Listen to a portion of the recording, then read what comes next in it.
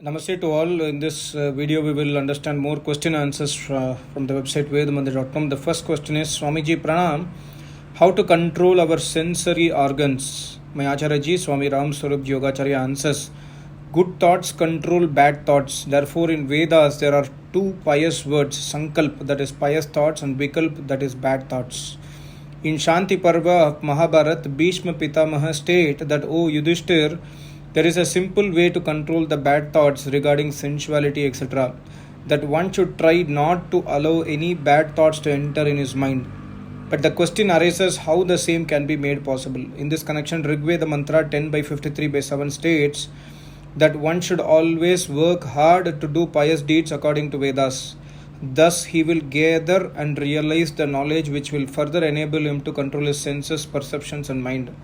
So, it is necessary to seek the shelter of a learned Acharya who will guide and preach the Vedic path. One should also learn Vedic philosophy which will help the individual to kill the bad thoughts. Next question. Swamiji, Srimad Bhagavatam says, Lord Krishna, the Supreme Personality of Godhead, and there is no other Supreme Lord above him. How do we understand this subject? My Acharya answers, in the beginning of every creation, Veda's knowledge emanates direct from Almighty God, wherein unlimited divine qualities of Almighty God have been mentioned. For example, God is formless, omnipresent, omniscient, is away from the cycle of birth and death, therefore never takes avatar. He creates, nurses and destroys the universe, etc. In Vedas, except the said God, no other God has been mentioned.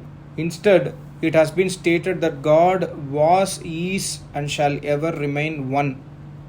That is, he is unchangeable, and equivalent to this God, no other was born, is born, and shall never be born in future. That is, God being unchangeable.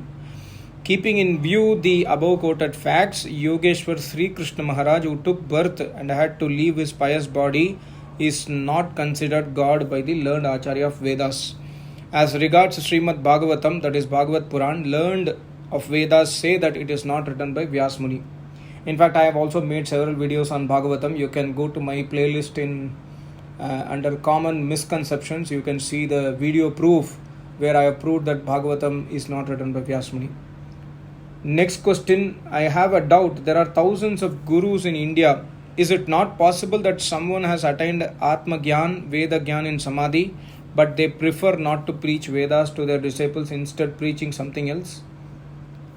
My Acharya answers, it is the preach of Vedas that he who has learnt Vedas has been performing Yajna Havan and is indulged in hard practice of Ashtanga Yoga under the guidance of learned Acharya of Vedas, by which he has controlled his senses, perceptions and mind and intellect, and thus preaches Vedas education. He is the real spiritual guru, says all the Vedas, Shastras and Upanishads, Bhagavad Gita, etc. etc. The said Acharya Guru, based on the Vedic knowledge, which are eternal, only worships formless, omnipresent, Almighty God who creates, nurses and destroys the universe. They never go against the Vedas. What a simple answer. Next question. Guruji, Pranam, how can one reduce the hour of sleep so that extra time may be utilized for self-realization? My Acharya answers, my blessings to you. Firm decision along with the knowledge about bad effects of late hours sleeping makes man able to reduce the sleeping hours. A young person should take 6 hours sound sleep, and person above 50 years should take 5 hours sound sleep. Next question. We are performing havans at home on different occasions. After giving ghee ahuti to Agni, few drops giving to water also. What is the significance of this? My Acharya answers, my blessings to you, my daughter. Few drops of ghee are never given to water. This is not according to Vedas, because until every drop of ghee and Havan Samagri will be offered in the burning fire of Havan Kund, it cannot be spread in the atmosphere and up to the sun, etc. in the sky, so as to receive the full benefits. Next question. I lost my father and have a widow mother. I have no brothers or sisters and have got married now. What are the duties of a girl in my situation and her husband towards the widow mother or mother-in-law?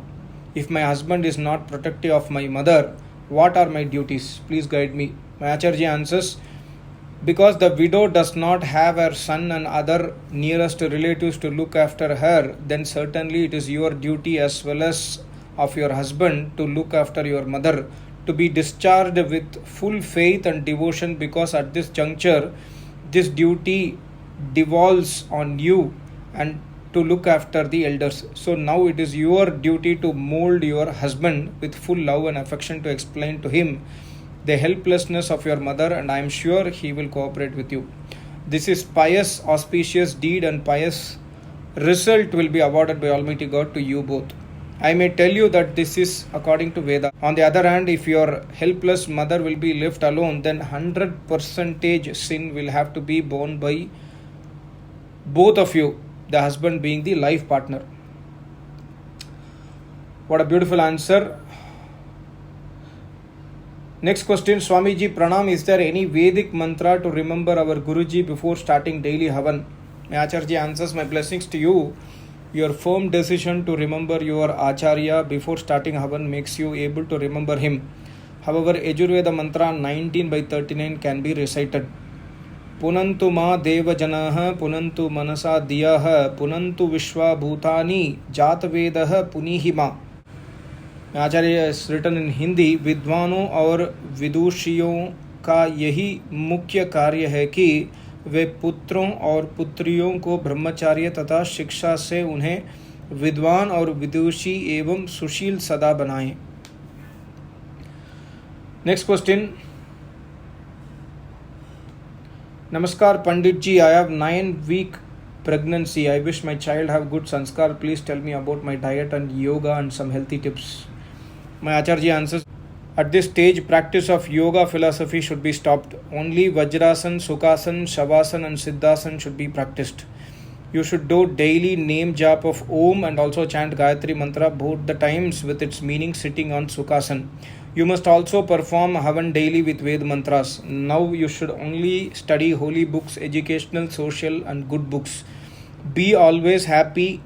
Cow milk, chapati, butter, almonds, vegetables, fruits, curd, salad, fruit juice should be taken by you. Take plenty of water daily. The water should be first boiled and then should be normal cold. Please as well read the tips for pregnant women in my website vedmandir.com.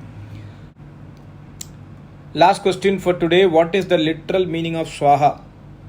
Acharya answers, Swaha means a true deed. So when we study Vedas and offer Ahuti in Havan Kund with Ved mantras, then we are doing true deed, the result of which will remain with us to save us from sorrows.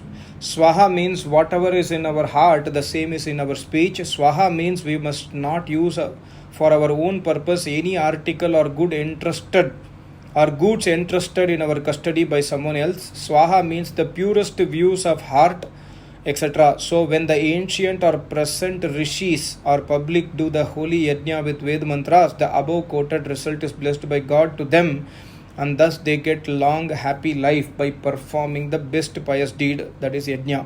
Now most of the saints have been telling that not to perform the yajna, and thus we have been debarred from the above quoted divine good result with other several good qualities. So we must listen the Vedas from an Acharya to know the facts. What a beautiful answer. I hope you enjoyed the answers of my Acharya. You can see the various question answers in my playlist Q&A by my Acharya. Thank you so much. Namaste. Om.